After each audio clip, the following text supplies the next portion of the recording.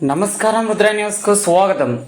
పెద్దపల్లి పార్లమెంటులోని కాళేశ్వరం సరస్వతి పుష్కరాలలో దళిత జాతిని, దళిత బిడ్డలను అవమానపరిచే విధంగా రాష్ట్ర ప్రభుత్వం వ్యవహరించే విధానం పట్ల యావత్ తెలంగాణ రాష్ట్ర దళిత జాతి అసంతృప్తి వ్యక్తం చేస్తుందని, ఫ్లెక్సీలపై గౌరవప్రదంగా ఎంపీ ఫోటో పేరు పెట్టాలని, కానీ బాధ్యతారహితంగా వ్యవహరించిన తీరు సరైంది కాదని all India BC SC ST minority సంక్షేమ సంఘం పెద్దపల్లి జిల్లా అధ్యక్షులు కట్కూరి సందీప్ అసంతృప్తి వ్యక్తం చేశారు.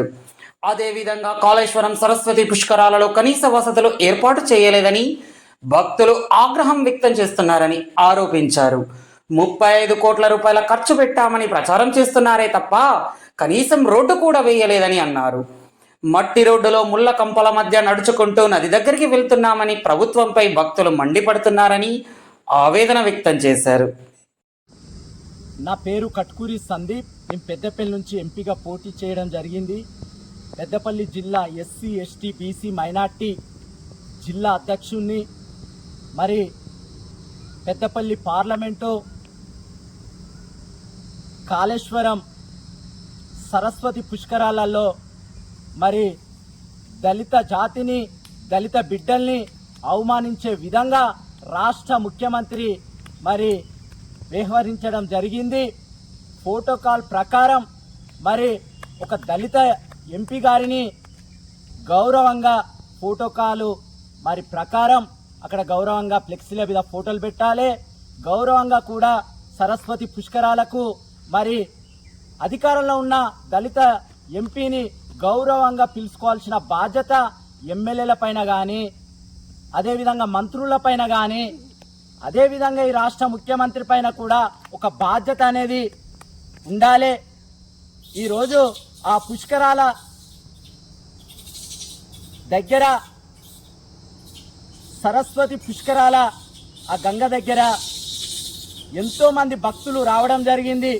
అంటే ఈరోజు ఈ తెలంగాణ రాష్ట్ర వ్యాప్తంగా దళితులను అవమానించే విధంగానే మరి ఈ రాష్ట్ర ముఖ్యమంత్రి చేస్తుండు. కానీ మరి ఎందుకు గౌరవిస్తలేడు?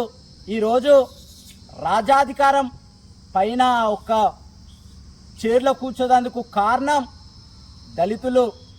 అది గుర్తుపెట్టుకోవాలి. ఈ రాష్ట్ర ముఖ్యమంత్రి దళితులు ఓటేస్తే గెలిచి ఈరోజు ఈ రాష్ట్రానికి ముఖ్యమంత్రి అయిండు. యావత్ తెలంగాణ రాష్ట్రంలో చూసుకుంటే 33 జిల్లాలల్లో ఎక్కడ చూసినా విశ్వాస పాత్రులు దళితులు ఓటేసి గెలిపించుకుంటేనే ఈరోజు రాజాధికారం పైన కూర్చోవడం జరిగింది నువ్వు సీట్లో. అది గుర్తుపెట్టుకోవాలి.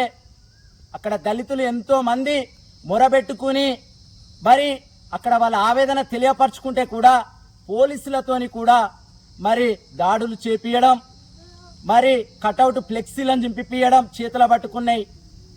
ఇంత దౌర్జన్య పాలన తెలంగాణ రాష్ట్రంలో అని చెప్పి ఈరోజు నేను అడుగుతున్నాను. దళితుల పైన ఎందుకు నీకు ఇంత కక్ష? దళితుల ఎదుగుదలను ఎందుకోరు రాష్ట్ర ముఖ్యమంత్రి అని చెప్పి అడుగుతున్నా. మంత్రిని, ఎమ్మెల్యే, అదే విధంగా మరి ఐటీ శాఖ మంత్రి కనీసం నీకన్నా గుర్తుకొస్తలేరా? నువ్వు ఆ మంత్రిలో గెలిచేందుకు కారణం ఎవరు? దళిత బిడ్డలు కాదా? దళిత బిడ్డలు ఓటేస్తే నువ్వు ఈరోజు ఎమ్మెల్యే గెలిచావు, మంత్రి అయ్యావు. ఈరోజు నువ్వన్న ప్రోటోకాల్ ప్రకారం ప్రోటోకాల్ మరి పాటించవా? అది నీ కాన్సెన్స్ కదా. ఈరోజు దళితులను అవమానిస్తే, దళితులను బాధ పెట్టే దిశలా ఈ ప్రభుత్వం వ్యవహరిస్తే ఊరుకునేదే లేదు. ప్రతి దానిపైన కూడా ప్రశ్నించే గొంతులమైతాం దళితులం.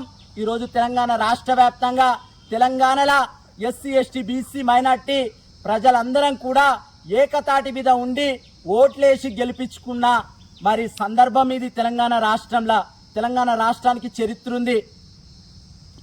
కాళేశ్వరంలో జరుగుతున్న సరస్వతి పుష్కరాలకు గౌరవంగా అందరినీ కూడా ఆహ్వానించాల్సిన బాధ్యత ఈ రాష్ట్ర ముఖ్యమంత్రి పైన ఉంది.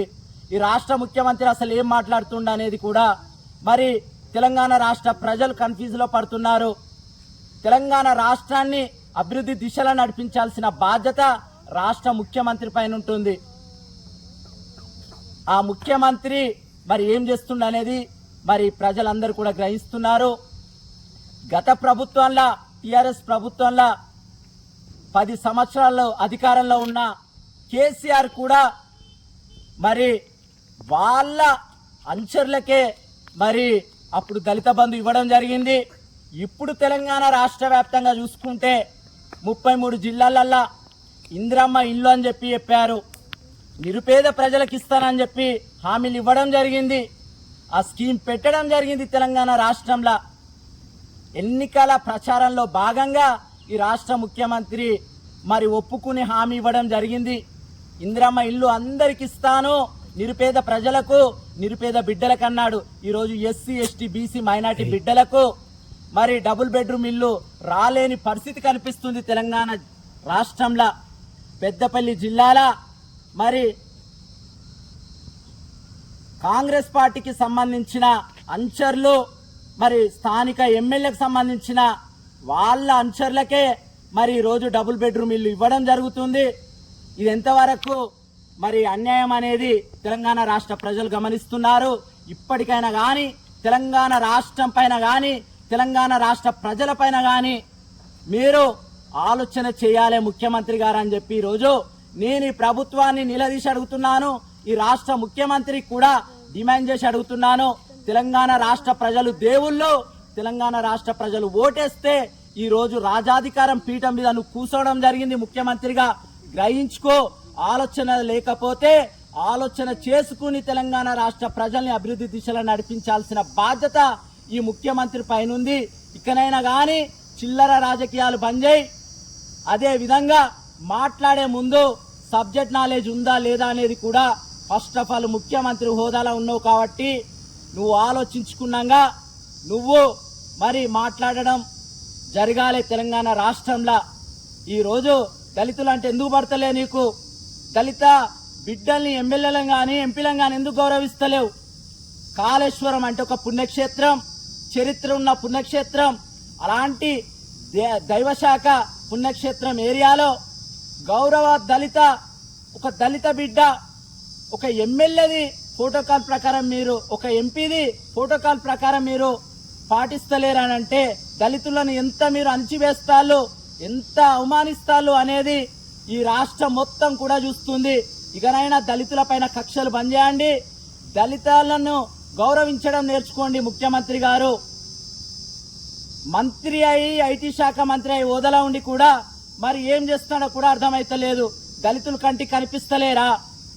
అక్కడికి అందరు కూడా మరి కాళేశ్వరంలో జరుగుతున్న సరస్వతి పుష్కరాలకు భక్తులు మరి ఎంతో మంది రావడం జరుగుతుంది లక్షలల్లా.